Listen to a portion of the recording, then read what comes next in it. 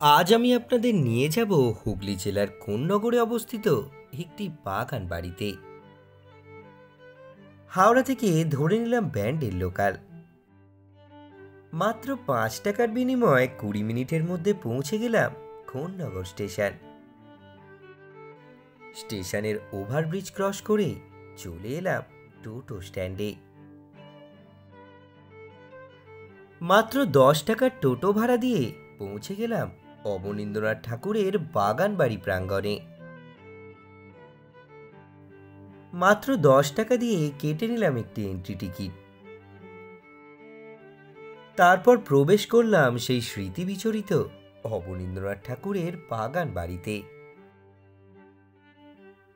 দুদিকে সুন্দর রেলিং দেওয়া সুসজ্জিত একটি পথ ধরে সামনে এগিয়ে গেলাম।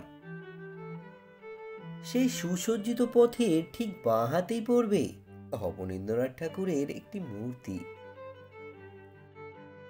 সেই মূর্তিটিকে পিছনে ফেলে সামনে এগোলেই দেখতে পাবেন প্রায় 150 বছরেরও বেশি পুরনো একটি বাগান বাড়িকে।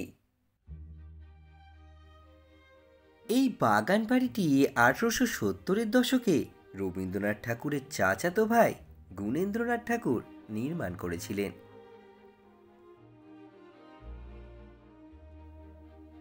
সুপরিচিত চিত্রশিল্পী এবং লেখক অবনীন্দ্রনাথ ঠাকুর ছিলেন গুণেন্দ্রনাথের পুত্র।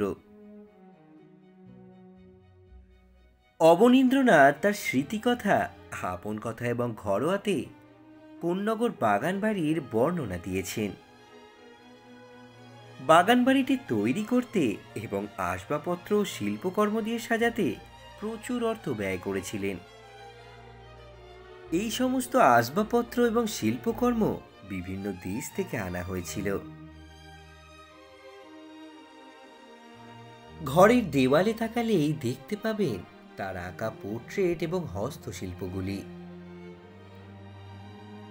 প্রত্যেকটি ঘরের দেওয়ালে সংরক্ষিত পোর্ট্রেটগুলি আজও অক্ষত অবস্থায় দেখতে পাবেন।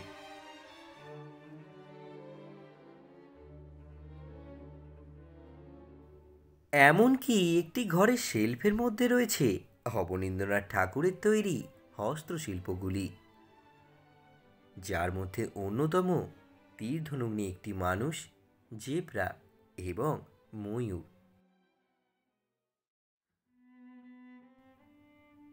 অবনীন্দ্রনাথ ঠাকুরের শৈশবের স্মৃতিতে একটি ভয়ঙ্কর রাত যা তার জীবনকে মুহূর্তের মধ্যে ধ্বংস করে দেয়। পরবর্তীতে বাগান বাড়ির সাথে তার সংযোগ স্থায়ীভাবে বিচ্ছিন্ন হয়ে যায়। হঠাৎ করে তার বাবার অকাল প্রয়াণে তার অবস্থা একেবারে শোচনীয় হয়ে যায়। তারপরে অবনীন্দ্রনাথ ঠাকুর চলে আসেন শহরে। শহরেরই এক স্কুলে ভর্তি হন। বাগান বাড়ির প্রাণীদের যে কি হয়েছিল তা তিনি জানেন না এবং তাদের পরিত্যাগ করার অপরাধবোধ পোষণ করেন। তিনি লিখেছেন, এটা যেন সেই জীবন এবং পরবর্তী জীবনের মধ্যে একটি পর্দা নেমে আসে, দীর্ঘ সময় ধরে সেখানেই থেকে যায়। তিনি আরও উল্লেখ করেন,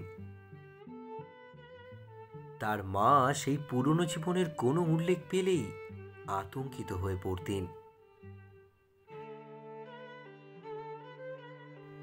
তিনি তার স্মৃতিকথা থেকে এই শেষ পর্যবেক্ষণটি মুছে ফেলেছেন, তবে এটি এখনও পাণ্ডুলিপিতে স্পষ্টভাবে উল্লেখ করা আছে।